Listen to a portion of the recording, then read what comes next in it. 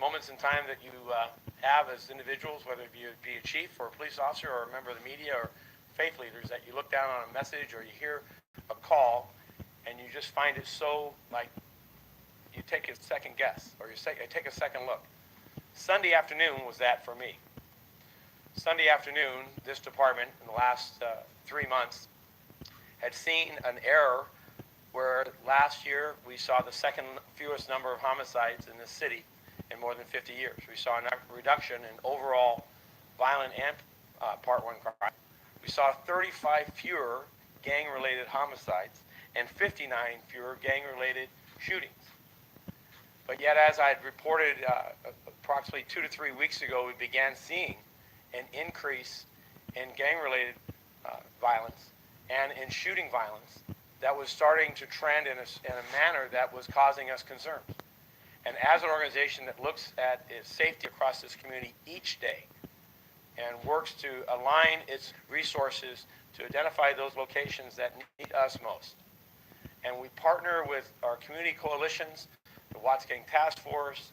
I was yesterday at the Baptist Ministers Conference, at our GRID, Intervention and Prevention Resources.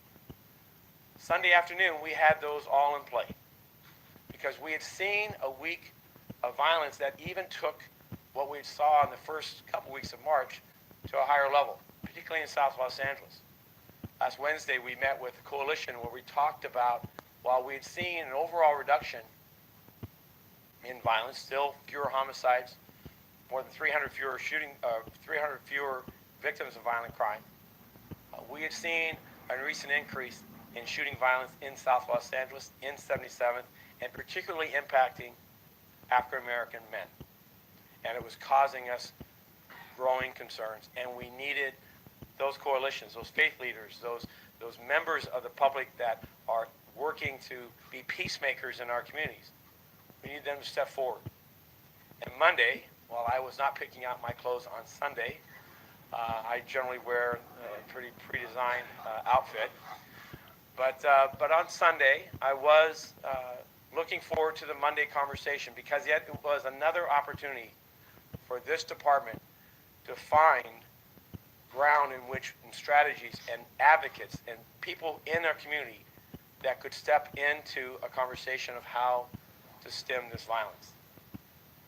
Today, we still are below our all-time highs, but Nipsey Hussle represents the enormity of the lives that we have lost.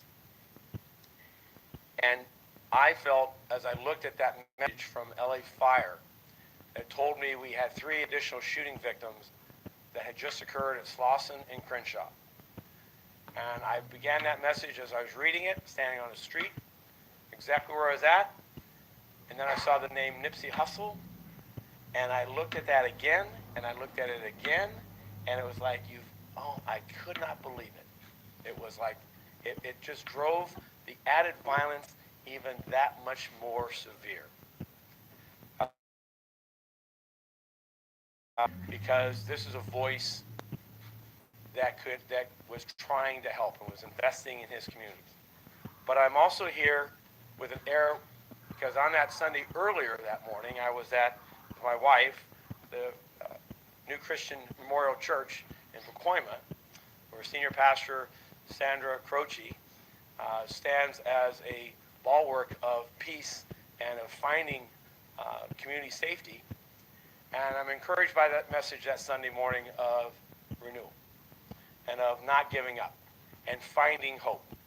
And today, I'm going to talk momentarily about where we're at on this investigation of the man we believe responsible for the killing of Mr. Hussle. But I'm also encouraged by what's happened since this shooting, what has continued over the weekend and into this morning.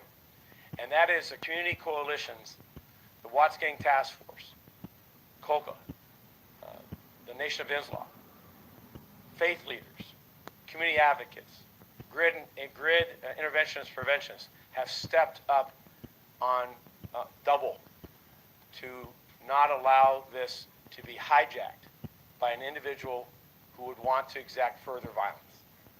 I'm also thankful for the men and women of LAPD who have done on parallel course They have investigated this and aggressively, relentlessly, utilizing witness statements, video evidence, crime scene investigation, and we have identified to this point, based on what we know, the individual we believe responsible, and I'm going to provide that information.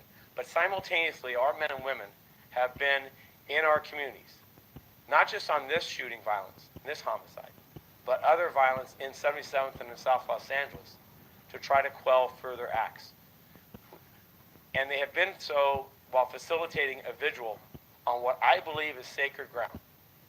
And last night, as we saw the night before, with such emotions and such high intensity of people grieving, we can see instances in which turmoil or altercations or fights will erupt. And I'm proud of the men and women of my department working with our faith and community leaders who have facilitated those and at the same time did their best work to provide for the safety. And last night was the most recent example, and today we have redoubled and gone back at this again to have this a community-led vigil. And for those that would attend, now and in the future, I just ask for you to bring peace. Bring peace. And not allow this sacred ground to be the site of any further violence.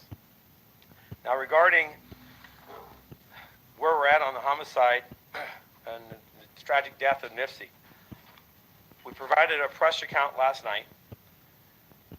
Following our investigative efforts, we are currently working with the District Attorney's Office to seek the necessary information to obtain a warrant for his arrest.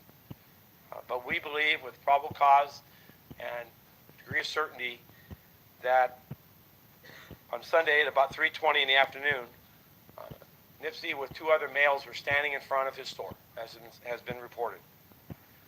That Mr. Holder walked up on multiple occasions and engaged in a conversation with Nipsey and the others that were there. He left and then came back and subsequently came back armed with a handgun and purposely and repeatedly fired, striking and killing Nipsey Hussle, as well as striking and injuring the other two.